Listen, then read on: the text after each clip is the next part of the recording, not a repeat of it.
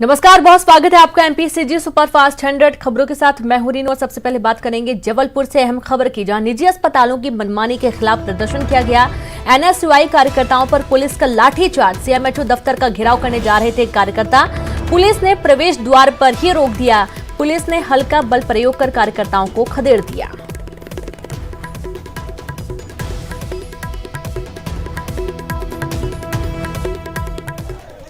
तो आप ये दो तस्वीरें देख रहे हैं जहां पर एनएसयूआई के कार्यकर्ता सीएमएचओ दफ्तर का घेराव करने जा रहे थे और गेट के पास ही पुलिस ने रोक दिया। और जब ज्यादा आगे बढ़ने की कोशिश की गई तो पुलिस ने एंट्री गेट पर ही यहां से उन्हें खदेड़ना भी शुरू कर दिया। पुलिस ने हल्का बल का प्रयोग कर कार्यकर्ताओं को खदेड़ा और लाठी चार्ज भी यहां पर करते हुए पुलिस वालों को देखा गया।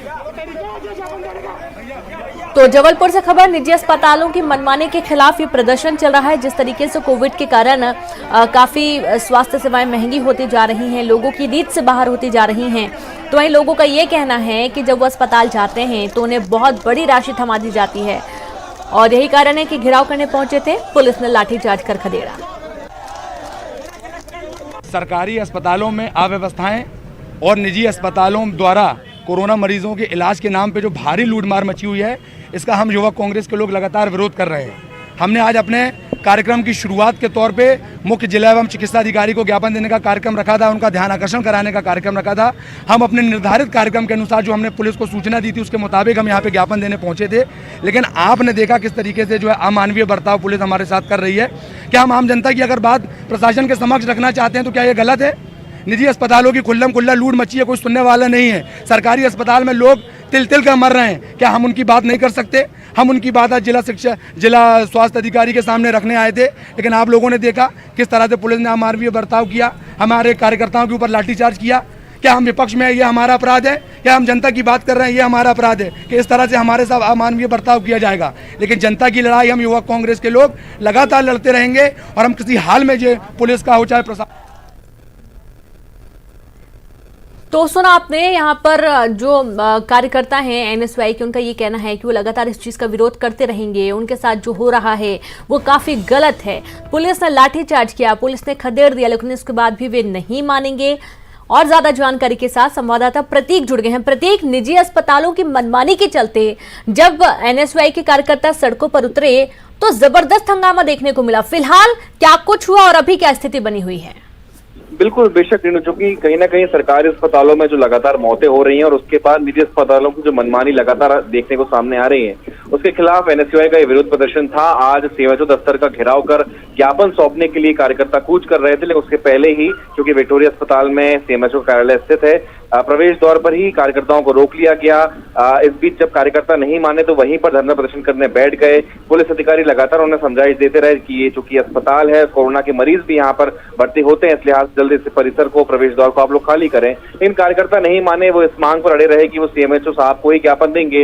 इस बीच पुलिस को वहां पर हल्का बल प्रयोग करना पड़ा। लाठीचार्ज के भी हमने तस्वीरें जो है वो यहाँ पर देखी है। एनएसयूआई का स्पष्ट कहना है कि पुलिस का ये रवैया कहीं ना कहीं गलत है, क्योंकि वो विपक्ष में, इस लिहाज उनकी आवाज को दबाने की कोशिश की जा रही है, क्योंकि बेलगाम को है। चलिए, बिल्कुल प्रतीक, बहुत बहुत शुक्रिया आपका तमाम जानकारी के लिए। खबर गुना से है। ग्रामीणों ने चक्का जाम कर दिया। सहरिया आदिवासियों ने किया चक्का जाम। सिंहवासा चक गांव में नहीं है बिजली, सड़क, पानी की सुविधा। हनुमान चौराहे पर आदिवासियों ने धरना प्रदर्शन किया। आदिवासी महिलाओं ने भी नारेबाजी की।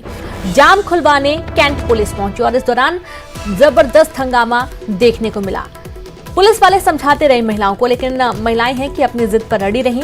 उनका ये कहना है कि उनके क्षेत्र में ना तो बिजली की सुविधा है, ना तो उन्हें पानी मिल पाता है सही वक्त पे, ना शुद्ध पानी उनको मिलता है, और ना ही कहीं आने जाने के लिए उनके क्षेत्र में सड़क बनाई गई है ताकि मुख्य जिलों से वो जुड़ सकें। हनुमान चौराहे पर आदिवासियों ने जबरदस्त धरना प्रदर्शन दिया और इस दौरान पुलिस की समझाइश का भी कोई असर नहीं था। कैंट पुलिस मौके पर पहुंची थी समझाने के लिए। काफी देर तक चर्चाएं भी चली, लेकिन उसका भी कोई असर आदिवासियों पर नहीं पड़ा। इधर सागर में 2 बच्चों की मौत मामले ने तूल पकड़ लिया। ग्रामीणों के साथ पूर्व मंत्री हर्ष यादव भी धरने पर बैठे। आपको बता दें कि कल नदी में 2 बच्चों के शव मिले थे। परिजनों ने हत्या की आशंका जताई है। तो ग्रामीणों के साथ पूर्व सरपंच भी धरने पर बैठ गए। आपको बता दें पूर्व मंत्री हर्ष यादव भी धरने पर नजर आए। साथ ही कल नदी में 2 बच्चे डूब गए थे, उनके शव मिले थे। परिजनों ने हत्या की आशंका जताई है। इस पूरे मामले की निष्पक्ष जांच की बात कही जा रही है। तो सागर में 2 बच्चों की मौत मामले ने तूल पकड़ लिया है। खबर सतना से रेप के आरोप में कांग्रेस कार्यकर्ताओं को गिरफ्तार किया गया है। पीड़िता की शिकायत के बाद कुलगांव पुलिस ने गिरफ्तार किया, कार्रवाई की। पीड़िता ने आरोप लगाया है कि 3 साल से दैहिक शोषण किया जा रहा था और दुष्कर्म के बाद वीडियो बनाया गया। पीड़िता का कहना है कि आरोपी मोहम्मद अली अंसारी से सोशल मीडिया के जरिए संपर्क हुआ था और संपर्क जब हुआ तो उससे बातचीत होने लगी और पिछले 3 सालों से वो उसके साथ जोर जबरदस्ती कर रहा था, दैहिक शोषण कर रहा था। फेसबुक के जरिए पीड़िता आई थी संपर्क में और अब पुलिस ने इसे गिरफ्तार कर लिया है। भोपाल से इस वक्त की बड़ी खबर है, जहां वित्त मंत्री की ओएसडी की कोरोना से मौत हो गई है। ओएसडी सतीश चंद्र दुबे की कोरोना से मौत हुई। प्राइवेट अस्पताल में चल रहा था ट्रीटमेंट, जहां इलाज के दौरान दम तोड़ा। आपको बता दें, जिस तरीके से लगातार देखा जा रहा है कि राजनीतिक पार्टियों में भी लोग कोरोना से संक्रमित हो रहे हैं, कई लोगों का निधन भी हो चुका है। तो वहीं वित्त मंत्री की ओएसडी की कोरोना से मौत की जानकारी है। ओएसडी सतीश चंद्र दुबे की कोरोना से मौत का मामला सामने आया है। प्राइवेट अस्पताल में इलाज चल रहा था, इलाज के दौरान उन्होंने दम तोड़ा।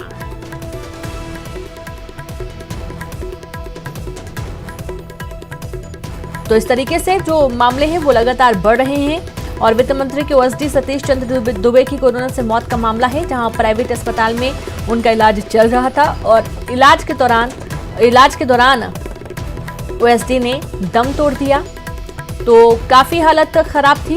जब कोरोना के लक्षण पाए गए तो उसके बाद टेस्ट कराया गया, रिपोर्ट पॉजिटिव आने के बाद उन्हें निजी अस्पताल भर्ती किया गया और इलाज के दौरान ही ओएसडी सतीश चंद्र दुबे की मौत हो गई।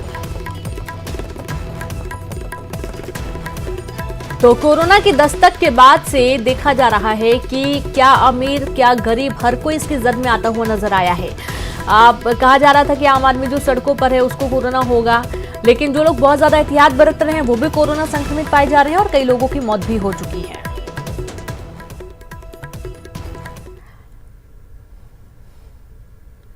गुना के चाचौड़ा थाना इलाके में पेट्रोल पंप में लूट की तस्वीरें सामने आई हैं। सीसीटीवी फुटेज में आप देख सकते हैं कैसे बदमाश पेट्रोल पंप से पैसे लेकर भाग रहा है। कुछ अज्ञात बदमाश कार में सवार होकर कांग्रेस पेट्रोल पंप पर पहुंचे थे और यहां से 2,26,000 रुपए लेकर फरार हो गए। लूटपाट के बाद भागते हुए बदमाशों को जब सुरक्षाकर्मी ने रोकने की कोशिश की तो बदमाशों ने 26,000 रुपए गाड़ी से बाहर फेंक दिए और फरार हो गए। इस घटना की सूचना मिलने पर पुलिस पेट्रोल डॉग स्क्वाड के साथ ही पेट्रोल पंप पर पहुंची और पुलिस बदमाशों की तलाश कर रही है।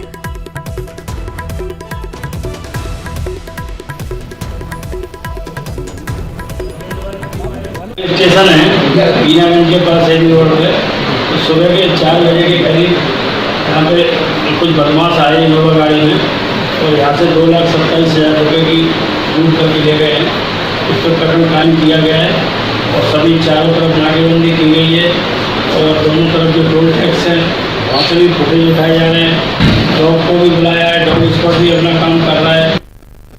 भोपाल में होमगार्ड मुख्यालय में सालों से लगी 12 हरे भरे पेड़ों को काट दिया गया। अफसरों का ऑफिस बनाने के लिए पेड़ों को काट दिया गया। नगर निगम की जगह एसडीआरएफ के जवान ने पेड़ काटे। बिना परमिशन के पेड़ों के काटने की बात कही जा रही है।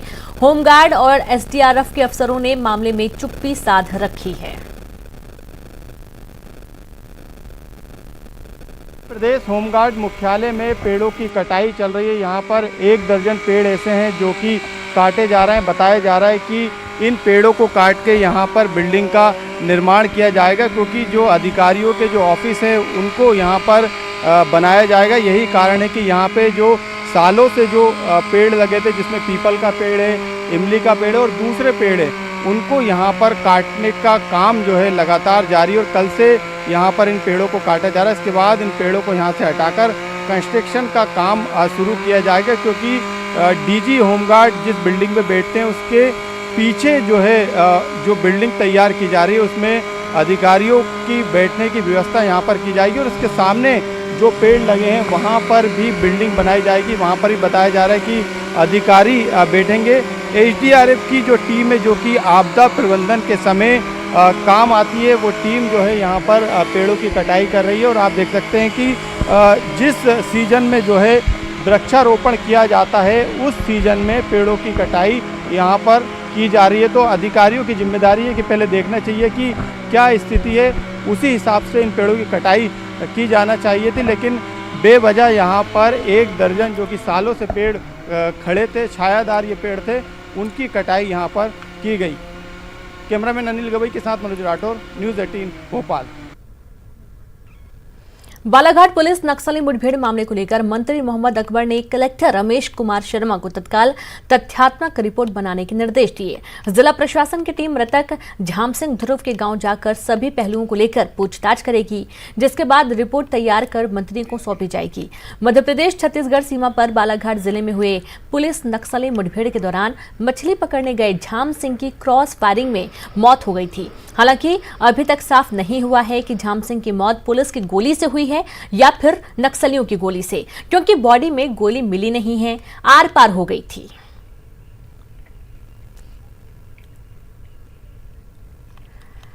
और यहां पर वक्त एक ब्रेक का है, हम जल्द हाजिर होंगे। ब्रेक के बाद एक बार फिर से आप सभी का स्वागत है। पीएल पुनिया पर कांग्रेस ने एक बार फिर से भरोसा जताया है। पुनिया छत्तीसगढ़ कांग्रेस के प्रभारी बने रहेंगे। पार्टी के इस भरोसे पर क्या कहना है पीएल पुनिया का, सुनिए। देखिए, मैं आभारी हूँ हमारे राष्ट्रीय अध्यक्ष श्रीमती सोनिया गांधी जी और हमारे नेता राहुल गांधी जी का, जिन्होंने विश्वास व्यक्त मुझ पर किया और छत्तीसगढ़ राज्य का प्रभार भी दिया। और उसके नाते कांग्रेस वर्किंग कमेटी में भी जगह है। कांग्रेस की नई वर्किंग कमेटी के विस्तार में छत्तीसगढ़ से किसी को नई जगह नहीं मिली है। वहीं सीडब्ल्यूसी से मोतीलाल वोरा और ताम्रध्वज साहू हटा दिए गए हैं। हालांकि पीएल पुनिया प्रदेश प्रभारी बने रहेंगे। वहीं सीडब्ल्यूसी की नई लिस्ट को लेकर छत्तीसगढ़ में विपक्ष कांग्रेस पर निशाना साध रही है। वहीं जेसीसी प्रदेश अध्यक्ष अमित जोगी ने भी इस पर तंज कसा है, तो कांग्रेस विपक्ष के बयान को नासमझी भरा बयान बता रही है कि आंतरिक लोकतंत्र कांग्रेस में समाप्त हो गया है। जो भी नेताओं ने सुझाव देने का प्रयास किया, जो पत्र लिखने का प्रयास किया, आज उनको किनारे कर दिया गया है।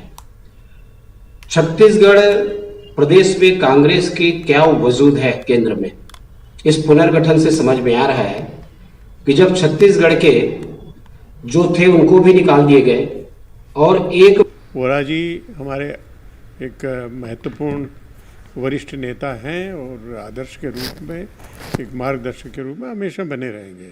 और जहाँ तक ताम्रध्वज साहू जी का, वो कांग्रेस वर्किंग कमेटी के मेंबर थे, लेकिन बाद में वो छत्तीसगढ़ सरकार के हिस्सा बने, अब गृह मंत्री हैं वहाँ पर।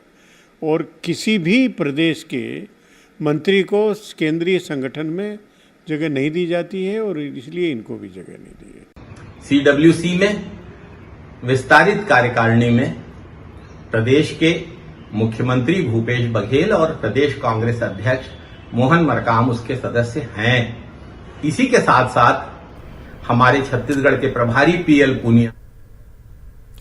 राजधानी रायपुर में निजी स्कूलों के फीस को लेकर चल रहे विवाद पर सहमति बन गई है। कांग्रेस विधायक सत्यनारायण शर्मा और महापौर एजाज ढेबर ने जिला शिक्षा अधिकारी और निजी स्कूल फेडरेशन के साथ बैठक की, जिसके बाद निजी स्कूल फीस नहीं देने के चलते बंद ऑनलाइन क्लास को फिर से शुरू करने का आश्वासन दिया गया।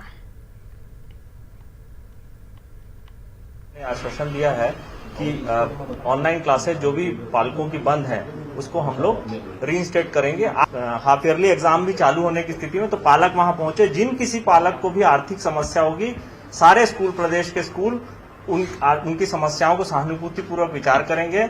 लेकिन आपको स्कूल पहुंचना होगा, क्योंकि बगैर स्कूल पहुंचे हमको भी नहीं पता चलेगा कि क्या नहीं है। तो हमने जो इनका जो प्राइवेट जितने भी उनके जो अध्यक्ष हैं उनसे हमारी सबसे बात हो गई है, किसी भी प्रकार की कोई फीस नहीं लेना, और जो सक्षम है वो तो देंगे ही, मगर जो बिल्कुल जो बेचारा गरीब है या देने में सक्षम नहीं है उसकी फीस बिल्कुल माफ कर दी जाए।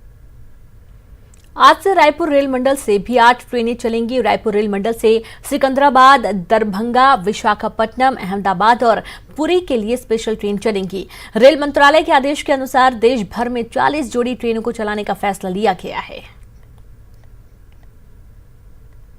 रेलवे स्टेशनों में आज से एक बार फिर से भीड़ दिखाई देने लगी है। आज से 80 ट्रेनें पूरे देश भर में चल रही हैं, जिनमें से 8 ट्रेनें रायपुर रेलवे स्टेशन से होकर के गुजरने वाली है। फिलहाल जो समय है अभी हावड़ा, अहमदाबाद, मुंबई, हावड़ा की जो ट्रेनें हैं वो यहां से गुजरेंगी और उसके लिए यात्रियों की लंबी कतारें यहां पर लगी हुई हैं। हालांकि सोशल डिस्टेंसिंग जैसा शब्द यहां पर भूल जाइए, क्योंकि नियम उस तरह से पालन नहीं हो रहे हैं जैसा कि पालन होना चाहिए। हालांकि जो थर्मल स्क्रीनिंग की बात यहां पर की गई थी उसके लिए काउंटर्स बनाए गए हैं और ऐसे यात्री जो कि पहले से रिजर्वेशन करा चुके हैं केवल उन्हें ही प्रवेश यहां पर दिया जा रहा है।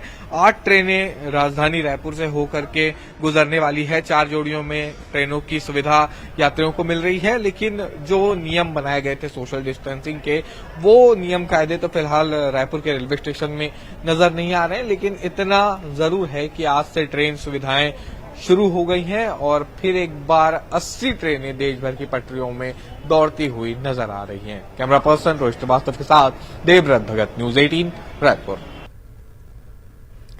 राजधानी भोपाल में नीट एग्जाम के लिए सभी तैयारियां पूरी कर ली गई हैं। परीक्षार्थियों की सुविधा के लिए सभी तैयारियां की गई हैं। परीक्षा की तैयारियों के बारे में और ज्यादा जानकारी दे रही हैं हमारी संवाददाता।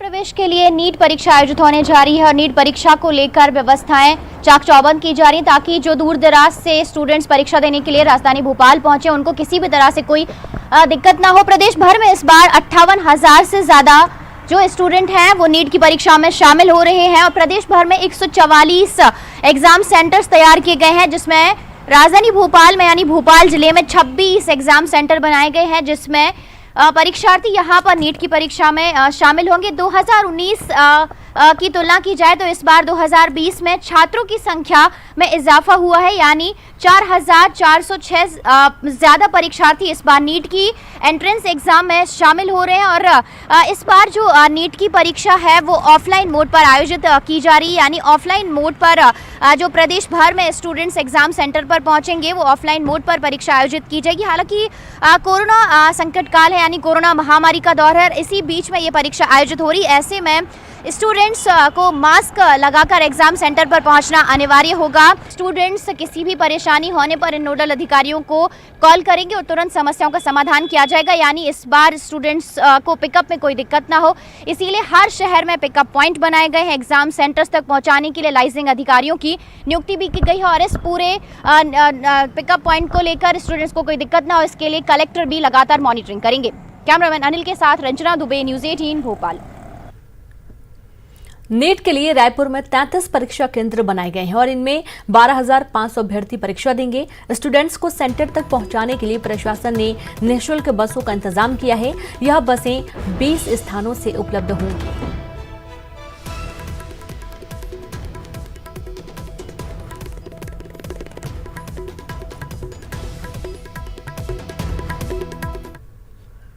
JEE mains joint entrance exam परीक्षा 2020 में छत्तीसगढ़ से श्रेया अग्रवाल ने टॉप किया है। नेशनल टेस्टिंग एजेंसी की ओर से देर रात जारी परिणाम जारी किए गए हैं। जेईई मेंस में श्रेया ने 99.96% हासिल किए हैं। मेंस के नतीजे आ चुके हैं और छत्तीसगढ़ से टॉप करने वाली श्रेया अग्रवाल इस वक्त हमारे साथ हैं। काफी होनहार छात्रा रही है क्योंकि 12वीं बोर्ड में भी इन्होंने टॉप 10 में अपनी जगह बनाई थी और अब जेईई मेंस में इन्होंने कमाल किया है। सबसे पहले बधाइयां आपको न्यूज 18 की तरफ से। Thank you. किस तरह की ये तैयारी आपकी रही और अब जो सफलता मिली है उसका श्रेय कैसे? इसकी तैयारी मैं 11 से ही कर रही थी। मेरा फोकस जेईई क्लियर करना ही था, तो शुरुआत से इसकी तैयारी की। 2 साल इसके लिए कोचिंग भी ज्वाइन किया और पूरा फोकस यही। और चलिए अब आपको बताते हैं कुछ वायरल खबरें, जहां इंदौर जू में शहनाई और बांसुरी की धुन पर झूमा हाथी। म्यूजिक सुन मस्त हो जाता है गुस्सैल हाथी मोती। देवास में 2 मोटरसाइकिल सवारों पर भारी पड़ी लापरवाही। उफनती पुलिया को पार करने के दौरान पानी में बहे ग्रामीणों ने कड़ी मशक्कत से बचाई दोनों की जान। खरगोन के बोध गांव में खेत में मिला 13 फीट का अजगर। ग्रामीणों की सूचना के बाद वन विभाग की टीम ने किया अजगर का रेस्क्यू। सोशल मीडिया पर वायरल व्हील जिम्नास्ट के हैरतअंगेज करतब, शानदार परफॉर्मेंस कर रहा हैरान। गायों के झुंड के आगे हाथी ने दिखाया हुनर। सोशल मीडिया पर वीडियो वायरल। तमिलनाडु के मदुरई के शख्स ने पेश की प्यार की अनूठी मिसाल। पत्नी की याद में बनवाई प्रतिमा। सोशल मीडिया पर वायरल हो रहा अनोखा शुगर आर्ट। शुगर सिरप से बन रहा स्वादिष्ट आर्ट। मॉनसून ने मोहा जंगल के राजा का मन। जोरदार दहाड़ से किया स्वागत। सोशल मीडिया पर वीडियो वायरल। झांसी में मामूली विवाद में 2 पक्षों के बीच हुई मारपीट का वीडियो सोशल मीडिया में वायरल हो रहा है। मामला सिपरी बाजार थाना क्षेत्र का है। और इसी के साथ इस बुलेटिन में इतना ही। नमस्कार।